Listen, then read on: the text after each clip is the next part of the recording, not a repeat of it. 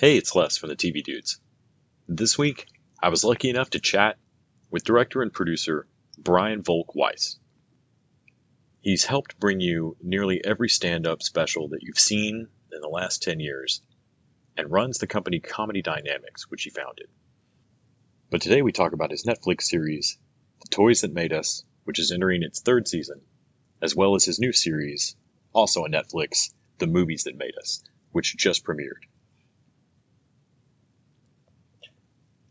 We'll be covering the shows on the TV Dudes, but I was thrilled to get to talk to Brian after meeting him briefly at Comic-Con this year. It's a great chat, and I hope you enjoy.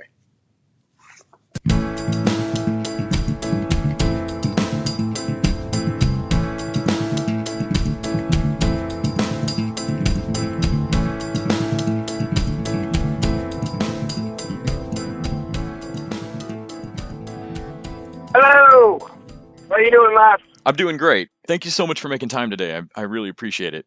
I've loved the seasons of Toys so far. Thank you, man. I run another Thank podcast that just dives into canceled single season television shows, and so I loved Discontinued as well. Oh, that makes me so happy. Yeah, I'm so happy to hear that. I started my podcast because the running gag with all my friends was that if I really, really loved a show, it was doomed, and so I became this bellwether or the canary in the coal mine for canceled shows for all my friends of like, are you super into it? Can I tell you my two favorite one-season shows? Sure. And you tell me if you covered them? I'm so fascinated. How many episodes have you done? We've done 3 seasons. Right now this is the 3rd season. We're covering Chaos from 2011 with Freddie Rodriguez and Tim Blake Nelson. We've done Middleman and Happy Town as well. Oh, you just do one show per season? Yes. So yeah, we've dived through, deep dive through each one, and then I do interviews with cast and creators and such. All right. I'm going to give you two gems. Are you ready? Yep. Greatest one-season show of all time, Sledgehammer. Yes, that is a great off-the-wall show. And then I think this went to series. It may have just been a pilot, but I think it was either called like Discovery 5 or something 5. It was a Showtime. It may have just been a pilot, so it wouldn't be good for you then, but it may have gone to series. The premise of it was utterly brilliant. There's a space shuttle in orbit over Earth, and they're like, tell me if this rings a bell. Mm-hmm. They're like in orbit, everything's fine, they're doing experiments, and then Earth literally explodes. Somehow, even though Earth has exploded, the space shuttle survives, but it's very damaged. And an alien being shows up. This is all within the first 3 minutes of the show. This alien being shows up and says, yo, I'm an alien being, and I've been going all over the universe following these planets that just blow up. And I don't know what's blowing them up, but I do have the technology to send you back in time because I do know whatever blows up these planets comes from inside. It's like something in, like the society on the planet is what destroys the planet. But I don't know what it is. But I can send you back in time, I think it's a month. And then you have a month to figure out why your entire planet is going to be destroyed. So they go back in time a month. It may be a year. It's a small but finite amount of time. And it's just a brilliant idea because there's 7 of them or 5 of them. And all of them, first of all, they have to avoid their other selves that are back in time. But they also, like, one of them is like, fuck it, we're all going to die. I'm just going to bet on sporting events where I know the outcome. So he becomes a billionaire.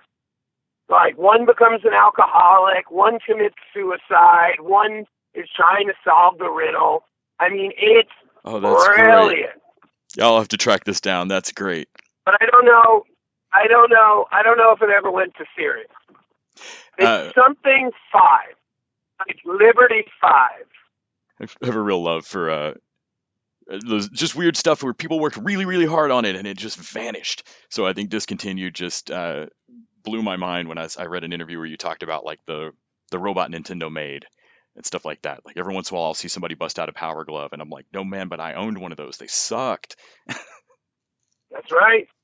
In going into looking for stuff for season 3 of Toys That Made Us, I've heard you talk before about trying to find the happy medium of it. You know, it can't just be the most obscure thing that only 5 people have heard of. You know, the items you pick have got to meet certain kind of requirements to fit the show and fit the tone of it. Can you talk a bit about making the choices for season 3? Yeah, I mean, I have these like make-believe rules in my head, and the first one is, you know, I always imagine like if there was a Mount Rushmore of toys, does the line in question have at least one character that's iconic enough to be on a Mount Rushmore of toys? So like my wife, she don't know anything about Transformers, but she can recognize Optimus Prime. Yeah. She can recognize Bumblebee. So that it's like, so whenever people are like, you should do Mask or, you know, whatever, I'm like, no, I shouldn't. No one knows what the hell Mask is that's under 38 and over 48. So, yeah. So it has to have an iconic, at least one iconic character. The second thing is, I really want the toys to have at least 2 generations of fans. Ideally, it would have 3, and some even have 4. So again, Barbie has 4 generations of fans. So when you make a show like this, it's not cheap. You really need to have as many people as possible want to see it. Yeah. So that, you know, so I want a multi-generational show. And then the third thing is, you know, I really want there has to be a good story.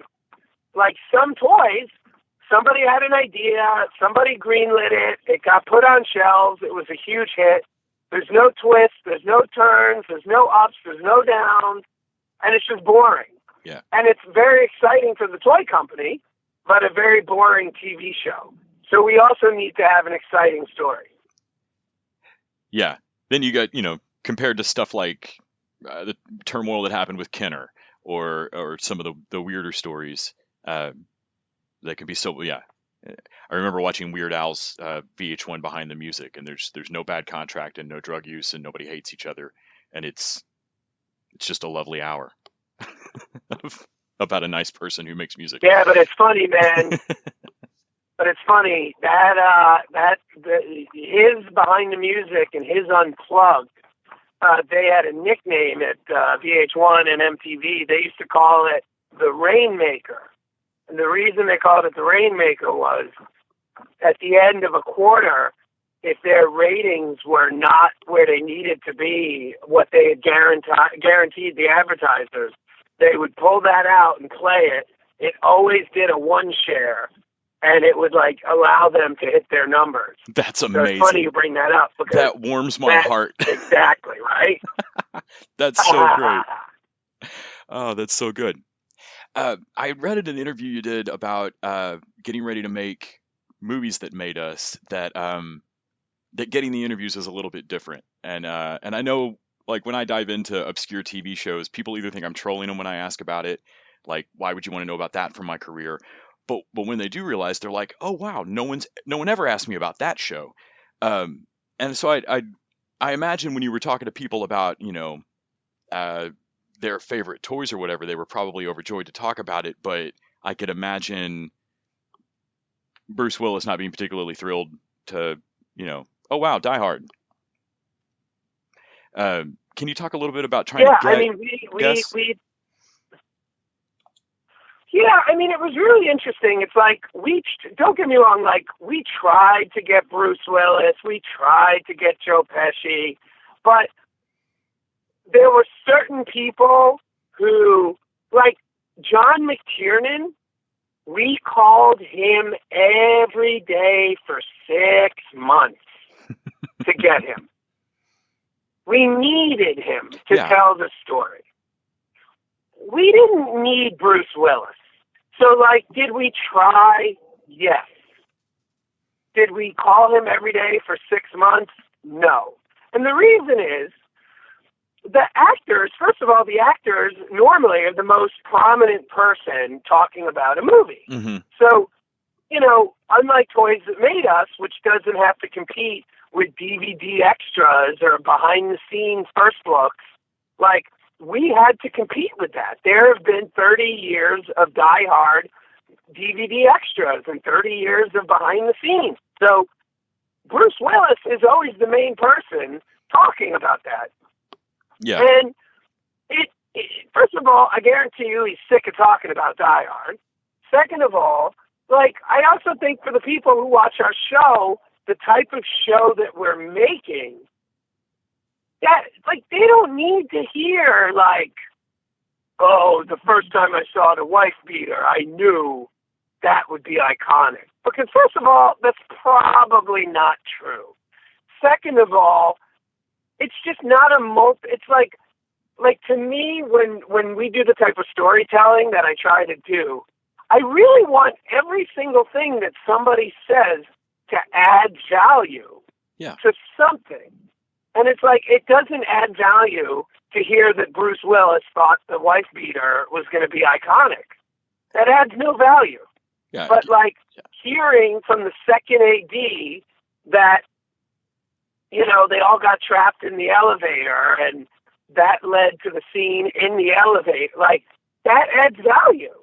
So, that's the thing that's so interesting about this type. When we didn't get George Lucas for the Star Wars episode of Toys, mm-hmm. I was that's okay. We don't need him. He's been talking about this. You can find those clips on YouTube. I mean, how many times do we have to hear George Lucas say, I thought R2-D2 could be a great cookie jar? So it's A, who knows if that's true? B, even if it is true, we've heard it 1 trillion times. C, I don't know if that adds value. Yeah. So, that, so we really, we try, and we got Dan Aykroyd, but I'll tell you something interesting. We got Reginald VelJohnson, and I don't want to give anything away, but one of the reasons I wanted him, and by the way, I just want to tell you, it wasn't easy to get him. I know his agent. I've been to, parties and stuff with his agent. I had to call in major favors to get Reginald VelJohnson. So, we got Daniel Stern because I know him and I know his son, but you'll see when you see the show if I'm right. By the way, I could be wrong. Maybe we made a terrible show. Maybe we needed Bruce Willis. I don't know. But if people like it, and if I was right with my instincts, it shouldn't matter. You make a fantastic point. I didn't notice, until you just mentioned it, I didn't notice that there wasn't George Lucas in the Star Wars Toys one. I think because he's the only one I've really heard talk about it before, so I was fine hearing everyone else finally talk about it. That makes a really great point. I didn't notice him not there. Really wasn't needed to add anything new to this that you gave me. I'm always fascinated when people make documentaries. I think when I was a kid, I just kind of thought you ran a lot of B-roll footage, and then it was just done. And now I understand that you've got to look for a narrative arc. You're looking for an interesting story. How often do you feel like you're chasing down a rumor you've heard that on this toy I want, or on this movie I want to hear the origin of this story? And how often are you just cold surprised when you get the AD in there and you go, y'all were trapped in an elevator? Really? This is what I learned about chasing rumors, and this is over the last 3 years of producing toys and other shows of a similar nature. If you hear a rumor, and at the end of a week of work you have not confirmed it, by the way, I could probably make the argument at the end of 2 days of work, if you can't confirm it, 99.99999% chance it's not true. We spent months on the He-Man Wonder Bread thing. It's absolutely not true. Like, completely not true. So that's on the rumors that are rumors. The weird thing is, while you're doing research, you usually find stuff, sometimes you find stuff, that is crazier than the real rumor and easily provable. Yeah. That's great. Yeah, I can't imagine diving through these and getting to talk to some of these folks who've just not been the point person maybe on the PR push for this every time. Not really gotten to tell their side of it. I could spend easily another 20 minutes with you just talking about the long tail and what appear to be from your resume a series of unerringly amazing prescient decisions.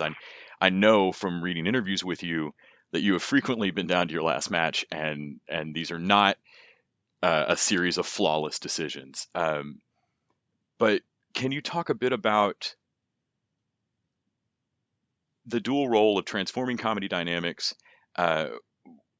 doing comedy specials, which are their own kind of directing, I would imagine, and then moving into this kind of your own baby, the Toys That Made Us series discontinued, and things like that?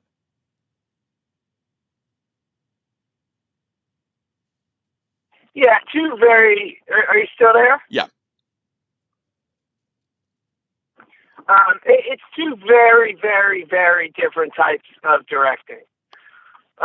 When you direct a stand-up special, I'll tell you the best thing I've heard about directing as it relates to a stand-up special.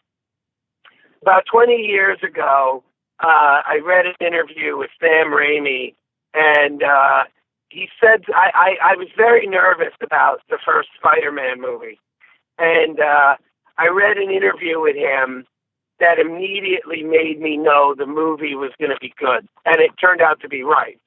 He said, I'm directing Spider-Man. I'm not directing Sam Raimi's Spider-Man.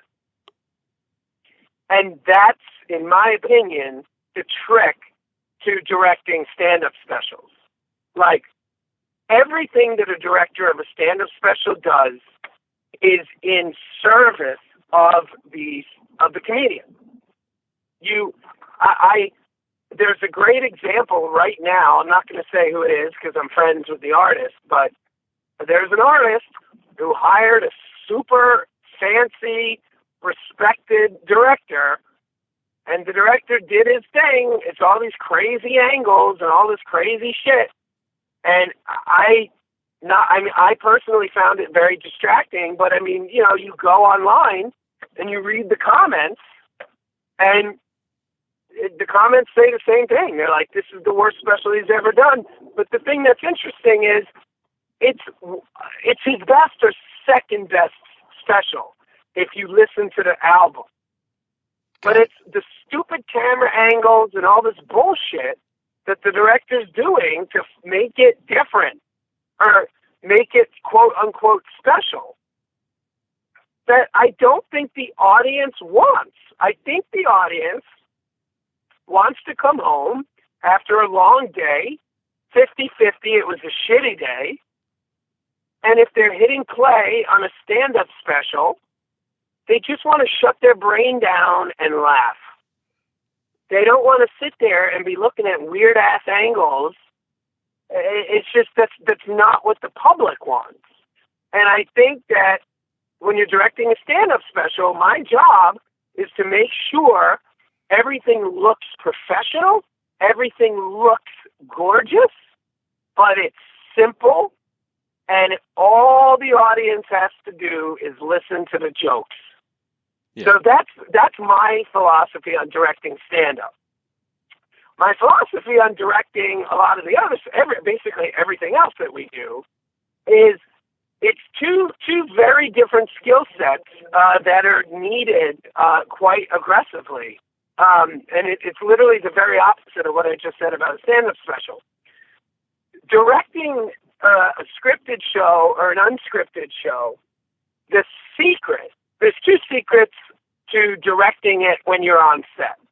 The first is massive preparation ahead of time and sweating every single detail and maximizing every minute that you have on set. And the way you do that is with massive amounts of preparation. The other thing, as it relates to the shooting of anything other than a stand-up special, you need to surround yourself not just with the best crew possible. Everyone's always like, you need the best crew possible. I work with the best people. You do need to work with the best people, of course. But equally important to the best people, you need to work with people that you know how they work and they know how you work. I work with this DP all the time, and he's a great DP. Are there better DPs? Yes. He would be the first to tell you that. But when I tell him I want something and he tells me it can't be done, I know immediately that it can't be done. But when he tells me something can't be done, he will, because he knows me, he will say to me, listen, I can't do that, but what I think you want is X, Y, Z. What if we do that? So you really need to work with people that there's a real understanding of who you are as a creative entity, and they can manage it. So that's the first thing about directing. The second thing is, and obviously this is all my point of view, and it might not be right for anybody else. In fact, it probably isn't. But so I'm just speaking for myself. But the other thing that's very important is, I can't stress this enough, and it's so weird to me that this is not better understood. The secret to everything that's a TV show, movie, whatever, unequivocally, the most important thing, other than taking off the lens cap, is the editing. Editing destroys great movies, and it can take a horrible movie and make it brilliant. The best known example is The Fugitive. They tested The Fugitive 4 times. 4 times it got an F.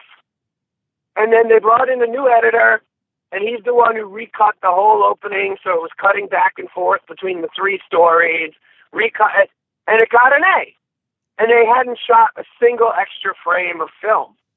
Wow. So that's the key. The key is be prepared, surround yourself with great people, and then, my God, I go into editing expecting a disaster. If I know a first cut is coming to me on Friday, I kind of go to bed Thursday night, a little sad, because I know it's going to be a fucking mess.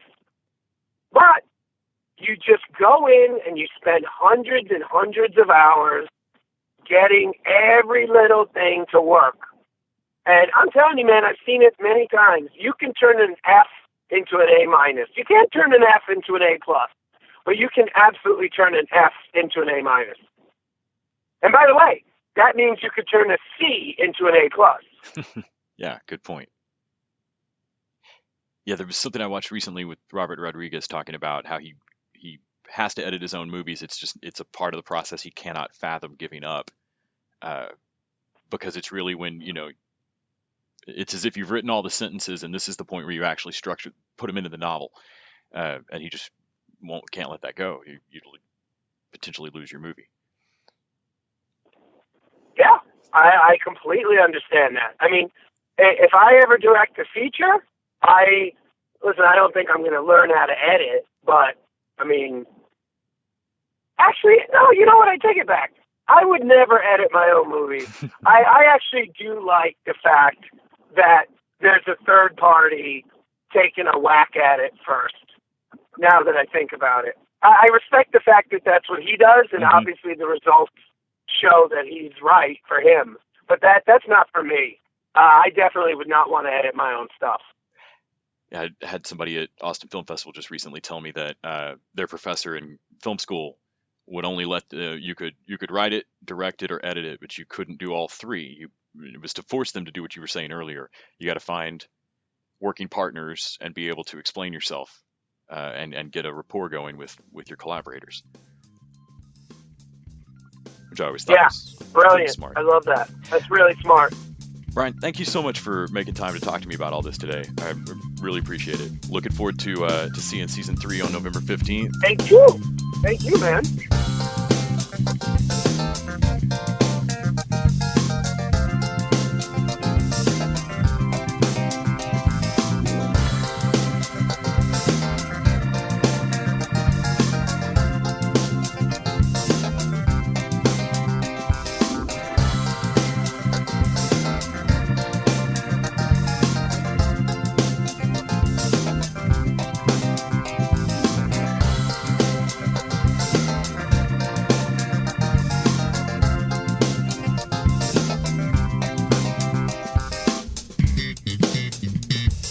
The TV Dudes is an independently run podcast and a member of the Electric Sweater Podcast Network. We are exclusively listener supported. If you'd like to help us out, go to patreon.com/TVDudes. You can like us on Facebook and Twitter at TV Dudes. All the music for our show is by our friend and original TV dude, Gregory J. Amani Smith. To find out more about us, go to thetvdudes.com and electricsweater.com. I'm Grant Davis. Thanks for listening.